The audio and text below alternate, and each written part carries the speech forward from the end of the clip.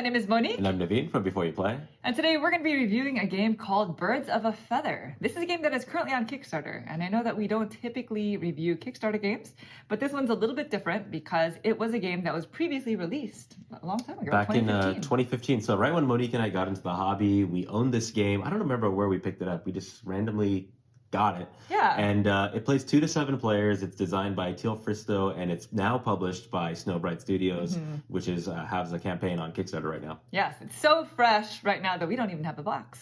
We don't have a box, we just cards. have the deck of cards, yeah. But there's only about 3 days or so left in their campaign. And so we wanted to come on here really quickly and discuss why we like it and kind of show you how it's played so that you can kind of take a look at it if you're interested as well.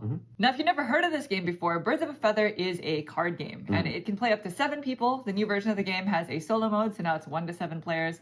And in this game, we are bird watching. We're basically trying to see as many birds from the different habitats as we can. And so the way that the game is played is everybody has a score sheet that looks like this. And so in the game, there are 5 different habitats, and as you can see, they're color-coded from row to row. In each habitat, you'll see the same distribution of bird types, and there's 7 different types of unique birds, as you can see in each column, at the very top of each column, that symbol. And the dot below each symbol tells you how many copies of each of those cards exist in the deck.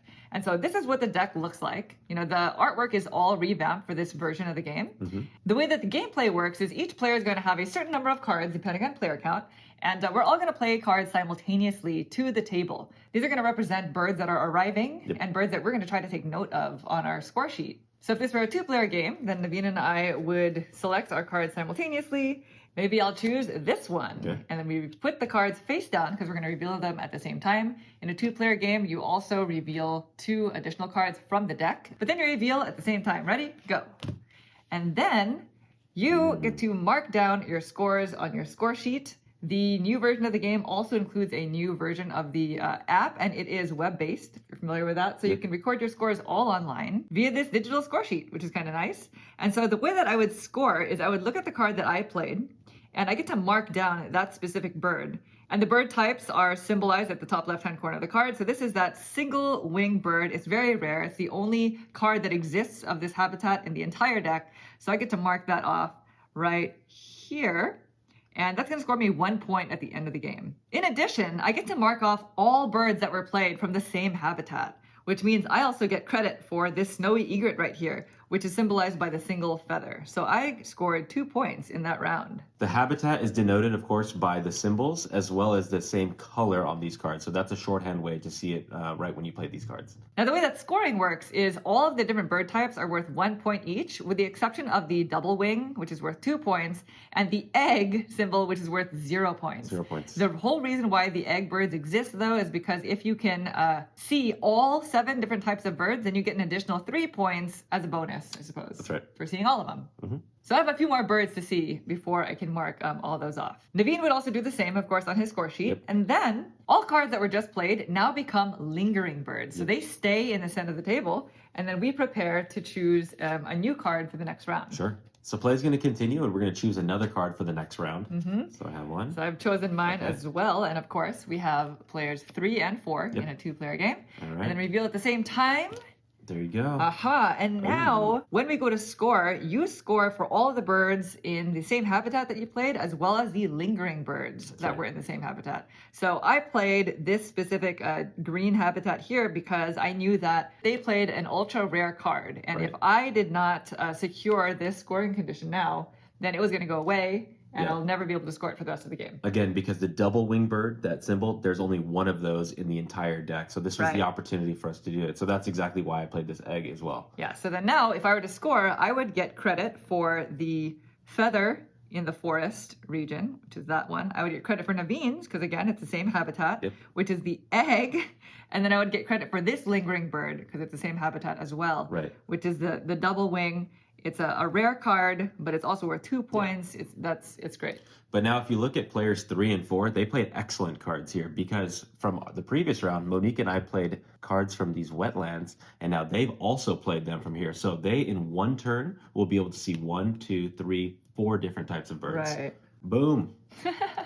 So there's definitely a metagame aspect to this. You're trying to think about, what card is so-and-so going to play next so that I can try to play the same card from the same habitat That's right. and try to secure it, or you're withholding the rare cards in your hand because the game ends once each player only has one card left in their hand. Correct. So that means you're not going to play all the cards. Now, a situation could have arisen where I think that Monique is going to play a green, but I know I want to play a green, and maybe we both would have guessed the same thing, and we both would have played the same feather. Right. So that means we've still seen the same bird. So in that one turn, instead of scoring 3 cards, it's only 2 cards now. Yes, because each type of bird can only be scored once. That's right. So if it literally looked like this, and this is the card I played, this is what Naveen played, Yeah. then we would only get credit for one of these. For one of basically. them plus the double wing, and Yeah. she would not get the egg. Now there's one special type of card that has an effect on the lingering birds, and those are the cards that have this raptor symbol, which is the red at the top left-hand corner.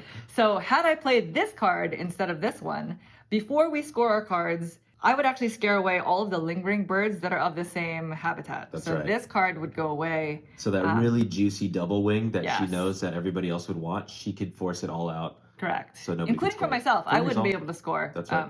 that bird either. And that's pretty much it. You continue playing the game until everybody only has one card left in their hand. That card becomes a tiebreaker. In the event of a tie, there's kind of a hierarchy of cards. And then whoever has the most points wins. And all the scoring is already done for you via the app. And that's that. Yeah. It's really quick. It's literally 15 to 20 minutes. We used to really love this game. Yeah. We used to bring this game with us pretty much everywhere that we knew we might meet new people or on trips. It was one of our favorite travel games because of how many people it could play. It plays up to 7, and I think we've played a full 7 before. Yeah, Still a great game. Really fun. Yeah, I actually like it better at higher player counts. Yes, definitely. For us, this is not a game that we play 2-player. 2 or 3. No, Yeah, I know there is a 2 or 3-player variant, and it really has to do with just drawing cards from the top of the deck to replace the other players. You lose out on like a lot of the metagame aspect of the higher player counts, but it's still playable. Big strategy in higher player counts because it's like, okay, there's 3 of those wetland birds out there, so clearly like I need to score them all, so I'm going to try to play one, but it's like, oh man, if I play it, somebody's probably holding onto that raptor card, scaring them all away, so this is not the time to play it. So then you kind of like play and like kind of wait for the right opportunity. Yeah, it's all about timing. Yep. And it has a lot of moments of like, oh my gosh, you played that card then. Now I can never score it, Yeah, right? that's right. So it's a really fun game. Yep. This is a game that we had for a while until we gave it away to a friend and then didn't realize it was out of print. Yep. So now it's going back into print with a whole new art style and different publishing company. So if this sounds interesting to you at all, we highly recommend you check out their Kickstarter. Well, that's Birds of a Feather. Thank you all so much for watching the video. We hope you enjoyed it. If you'd like to see more videos like this in the future, please consider subscribing. Thank you. Thanks. Bye.